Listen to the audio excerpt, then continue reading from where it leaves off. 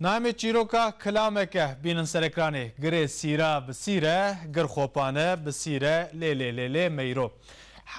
همو کسی لوی کلامان نافدار گهداری کریه گره سیرا ناوی باجاروکه که بلده که باطمانیه ایلحیه گلو که سرپیاتیه وی کلامی چیه که ورنم به هفرا لی تماشه بکن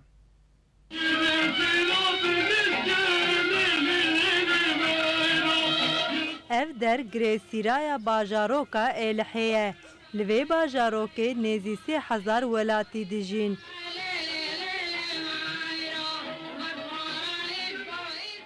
Dema Gresîra were gotin her tim baciyek tê bîra mirovan. Ew jî bacî jî wiha dest pê dike. Gresîra bi sîre, girxopanê bi sîre, lê meyro.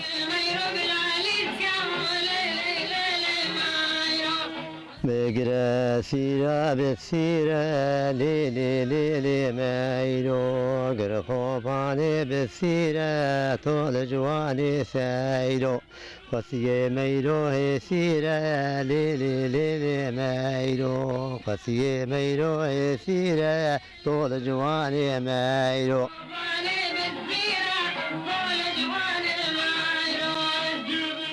Li gorî gotinên Gresîriyan ev bacî beriya 500 salî ji aliyê ciwanê kurmanc seyro ve li ser meyroya file hatiye gotin.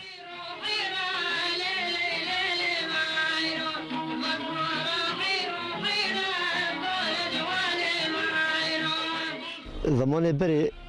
fılah hebû vêderê meyro hebû meyro sel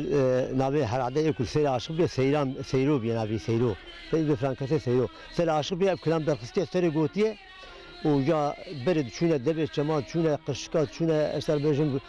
tapke rêxê gotine verê li wê de ca nava pîleka dibêje û meşhûr dibe û ca gelebetê Xaşogo Ayşe Şango hunerbendê berê temama ve kilamet gotin û nava vê memleketê me de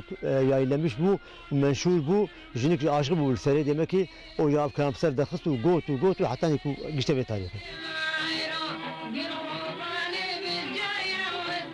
Welatiyên Gresîra dibêjin ku berê li vê derê mezineke fileyan hebûye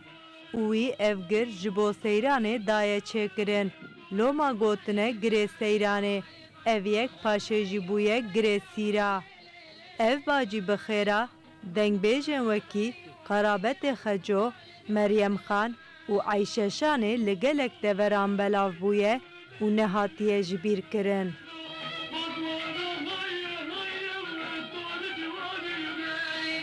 ev girjî bi Türkiye hatiye çekin tep torba xolîk şaneş çevrî komple tamamê çewra gund heta ber bi demir jî xolî aynı xoliya Suriya kuşik û ev gir çêkine û koşka qîza qirar jî serê biye merdevana kevir çêkine ava divara diçe ser çem berê divir hatiye av jêra av dikşande heta vediri û li vê seyrange bû yani bir seyran yani manavê ev yani